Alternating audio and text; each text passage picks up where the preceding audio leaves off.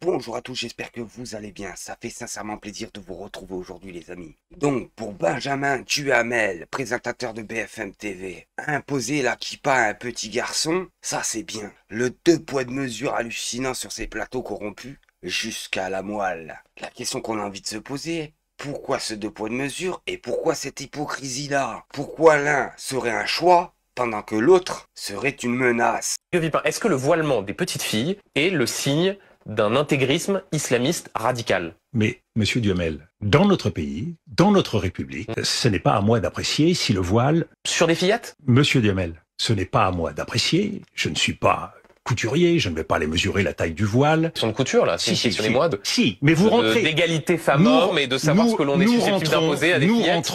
Nous rentrons dans la sphère privée et nous rentrons dans ce qui est le champ de la laïcité. La laïcité, qu'est-ce qu'elle prévoit? La possibilité pour chacun de croire ou de ne pas croire. Et elle prévoit que s'il y a des pressions pour forcer quelqu'un à ne pas croire, pour forcer quelqu'un à porter un voile, eh bien, la loi de 1905 est là pour protéger. Sur la loi de 1905 et effectivement sur ces pressions, il y a déjà un arsenal juridique qui permet de le sanctionner, mais je repose ma question. Un arsenal juridique particulièrement efficace puisqu'il prévoit des sanctions pénales. Dominique de Villepin, est-ce que le fait de voiler une petite fille, est-ce que c'est le signe d'un intégrisme islamiste? Ça peut être le signe d'un intégrisme islamique, ça peut être un choix culturel. D'une petite fille de 7 ans ou 8 ans? Mais une fois de plus, un signe religieux, quand vous portez une kippa...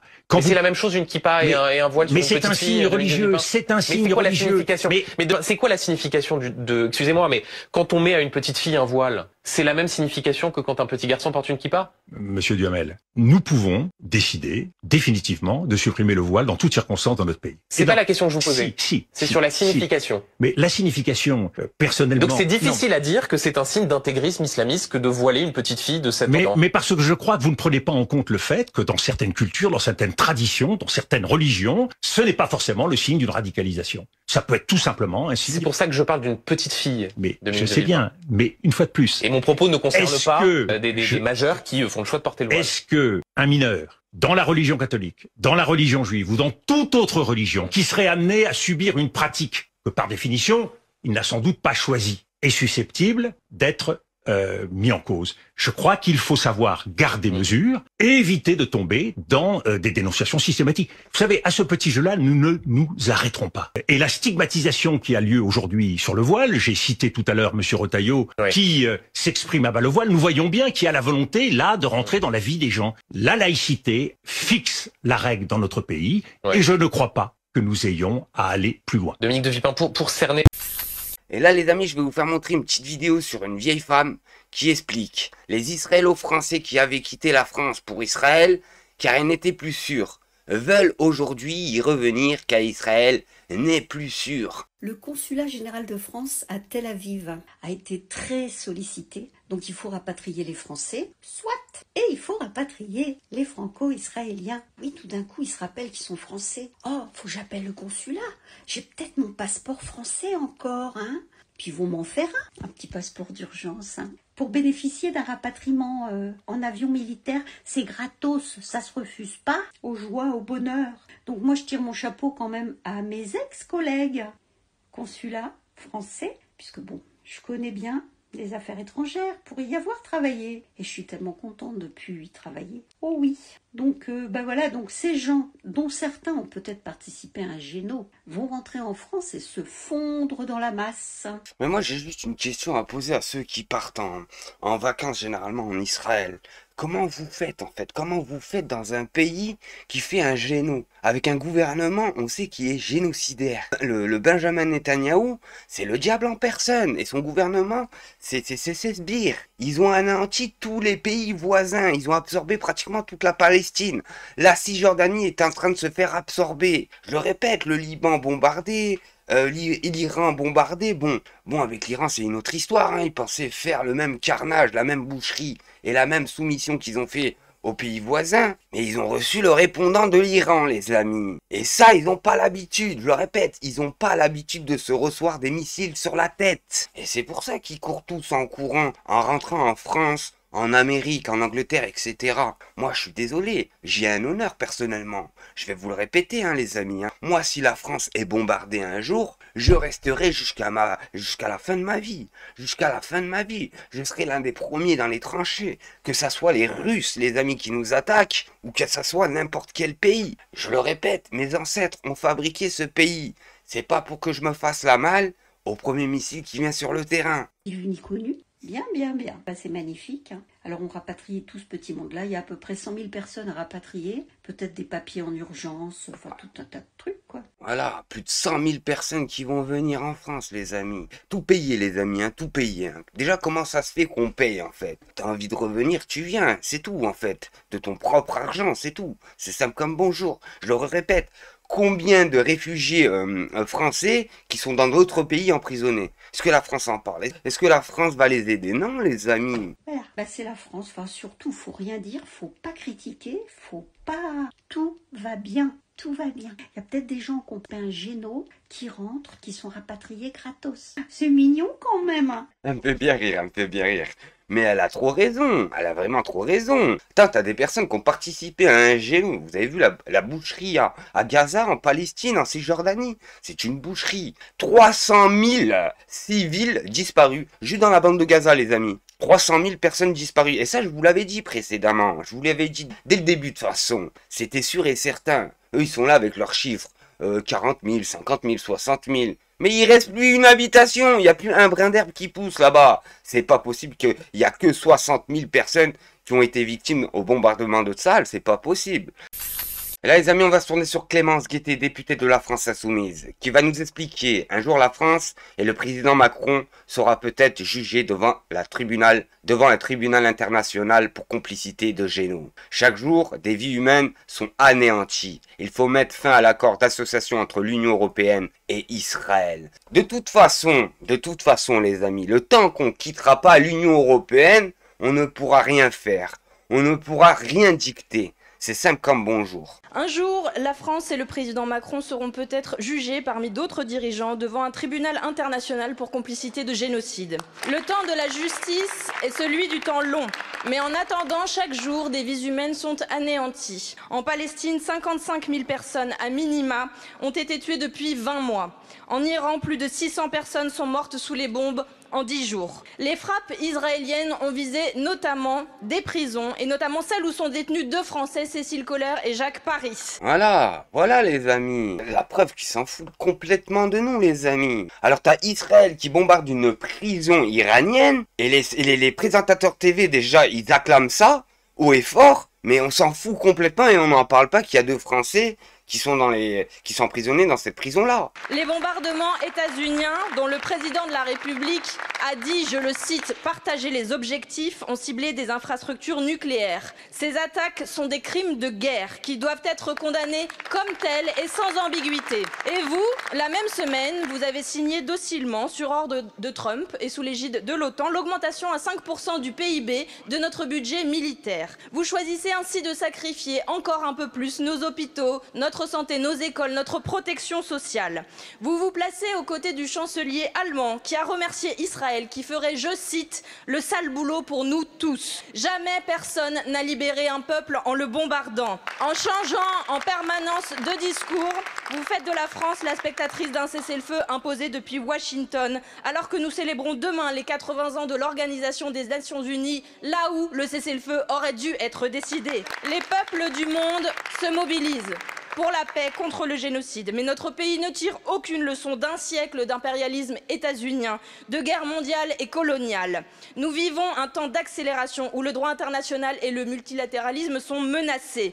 Monsieur le Premier ministre, l'histoire retiendra votre deux poids, deux mesures. Deux questions. Condamnez-vous clairement l'escalade militaire du gouvernement de Netanyahou et allez-vous mettre fin à l'accord d'association entre l'Union européenne et Israël? Merci, Madame la Présidente. Mais ils vont rien faire. Ça reste des chiffons et des serviettes sales, ces personnes-là. Des chiffons et des serviettes sales. Regardez les têtes qu'ils ont. Non mais sérieusement, regardez-moi les têtes d'hypocrites qu'ils ont.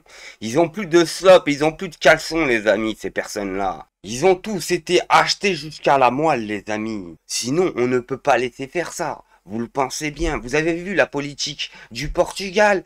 Tous condamnent. La politique espagnole, tous condamnent. Même la politique italienne, alors qu'il n'y a même pas 10 ans, on les traitait de fascistes. Et les amis, pour ceux qui ne me croient pas qu'il y a des retraités en France qui vont se servir dans les poubelles pendant qu'Emmanuel Macron et sa bande de sbires vont manger dans les restos les plus chics. Regardez-moi ça les amis, regardez-moi ça, je vais vous le mettre en grand. Hop, voilà. Là c'est tout est dit les amis, hein, tout est dit. Voilà. Alors là on a 1, 2, 3, 4, 5, 6 retraités de plus de 70 ans les amis. Voilà. Et ils vont finir leur vie en mangeant dans les poubelles. Non mais sérieusement, on n'a pas d'honte, on n'a pas de... Regardez-moi à côté sur la gauche. Pendant qu'eux, ils mangent, ils se gavent les amis, ils se gavent. Un minimum les amis, un minimum. Faut leur rappeler que la Révolution française, c'est fait parce que les gens n'arrivaient plus à becqueter. Et c'est ce qui se passe actuellement en fait. Vous voyez, quand on voit des retraités les amis, qui ont travaillé toute leur vie, pour finir comme ça, c'est pas possible. Les amis, c'est pas possible. Pendant qu'à côté, les mecs qui ont rien fait pour la France, hein, à part l'endetter et l'enterrer, regardez, ils sont chics comme jamais, ils mangent comme jamais, vous voyez, ils vont dans les plus gros restos, les plus belles soirées, et quand ils vont dans l'international, dans les pays voisins, ils vont parler en notre nom. Vous voyez que ce que je veux dire, la France va bien, les citoyens français vont bien, alors que non les amis. Tout va mal, vous voyez, mais moi ça me fait vraiment, vachement mal au cœur quand je vois ça les amis, vachement mal au cœur. Ça pourrait être ma mère, ma grand-mère, c'est comme ça que je pense, et c'est comme ça la majorité des Français devraient penser. Et là les amis, on va se tourner sur Aurélien Taché, député et coordinateur de la France Insoumise, qui va expliquer ceux qui attaquent Jean-Luc Mélenchon sur la langue française créolisée sont les mêmes qui n'ont jamais rien fait pour la défendre. L'agence universitaire de la francophonie a perdu 75% de son budget, pendant que 100 millions d'euros sont débloqués pour accueillir des universitaires américains. Le rapport est vraiment riche, on fait une quarantaine de propositions, je l'ai dit, on aborde des sujets très divers, comme ceux qui peuvent être aussi ceux des grandes coopérations francophones d'avenir dans les années et les décennies à venir. Nous proposons que la coopération scientifique soit au cœur de la francophonie. Nous proposons un classement alternatif au classement de Shanghai sur les universités, un classement francophone des universités, parce que nous savons très bien que finalement l'anglais, qui est la langue finalement du capitalisme, charrie avec elle des valeurs mercantiles qui sont éloignées des valeurs francophones. Le classement des universités de Shanghai le démontre. C'est un classement qui est basé sur des critères de rentabilité ou autres pour les universités. C'est assez loin du modèle universitaire francophone. Mais malheureusement, cette agence universitaire de la francophonie, et nous l'avons déploré avec ma co-rapporteure et le président Bruno Fuchs ce matin, est menacée. Nous venons d'apprendre qu'elle a été amputée de 75% de son budget, quand 100 millions d'euros sont débloqués pour accueillir les universitaires américains. Là, on a quelque chose qui est complètement contradictoire avec le projet francophone, et nous rappelons dans le rapport qu'il faut rééquilibrer cela, car nous croyons vraiment que dans le domaine de la mer, dans le domaine de l'espace, dans le domaine de l'intelligence artificielle, les trois nouvelles frontières de l'humanité, finalement, la francophonie peut jouer un rôle majeur. Les pays du bloc francophone, Liban, Sénégal, Québec, Maroc, j'en oublie, il y en a au moins 29 qui ont la langue officielle et bien plus qui sont membres de l'OIF, peuvent créer des coopérations spécifiques pour relever les défis de notre temps et pour finalement avoir un ordre international qui soit plus juste, qui soit plus conforme aux idéaux finalement de paix, aux idéaux de rééquilibrage des rapports entre le Nord et le Sud, aux idéaux d'une langue comme support de la solidarité et du partage. Et là les amis, on va se tourner sur CNews avec Karim Maloun. Des halkis comme ça, il n'y en a pas deux les amis. Il va nous expliquer en plein direct que l'Algérie, leur ennemi, c'est la France. Ils veulent nous détruire. Mais la question que j'ai envie de lui poser à ce vieil imbécile, c'est qui nous ? Le premier pas, c'est de libéraliser suite à la pression populaire. C'est un vrai mouvement démocratique qui a débouché vers de l'ouverture. laisser entrer, légaliser les partis Et en islamistes. même temps, mais on ne l'a pas vu. C'est une erreur aussi des démocrates, ne l'ont pas vu. Et je peux faire un parallèle directement à la France. J'ai assisté aux mêmes compromis, aux mêmes compromissions, aux mêmes lâchetés, aux mêmes dérives, aux mêmes risques, aux mêmes idiots utiles en France. On tape à la fenêtre depuis que je suis arrivé en France, depuis 1995. J'essaie de casser toutes les fenêtres de tous les partis, de tous les intellectuels, et restent toujours ouvertes. À chaque fois qu'on les alerte, ils nous disent ceci: la modernité va absorber l'islamisme. Et que le triomphe de la démocratie libérale après la chute du mur de Berlin, c'est la fin des idéologies. Vous nous racontez des histoires. 30 ans après, ce que j'ai vu à Alger, je l'ai vu à Paris. C'est-à-dire C'est-à-dire qu'il y a eu des attentats. il y a eu de la tricherie, il y a eu bien entendu de la compromission. On voit la lâcheté à tous les étages en France. Aujourd'hui, l'islamisme se développe comme un champignon. Il s'attaque à nos libertés, il s'attaque à nos démocraties, il s'attaque à nos femmes, il s'attaque aux écoles. C'est comme ça qu'il développe l'islamisme. L'islamisme, c'est tous les courants islamistes, tant qu'ils sont. Pas uniquement les frères musulmans. Ce sont les ennemis de la liberté. Ce sont les ennemis de la démocratie. Leur ennemi, c'est la laïcité. Leur ennemi, c'est l'Occident. Leur ennemi, c'est la France. Ils vont nous détruire. Vous avez bien compris? Ils vont nous détruire. Bref les amis, avant de finir cette petite réaction, je compte sur toi pour t'abonner, liker et partager un max cette vidéo pour le référencement. Merci à tous. Et maintenant, qu'est-ce qu'on fout? C'est qu'on fout. Être le mouton tu aimes, avec le troupeau des bêtes.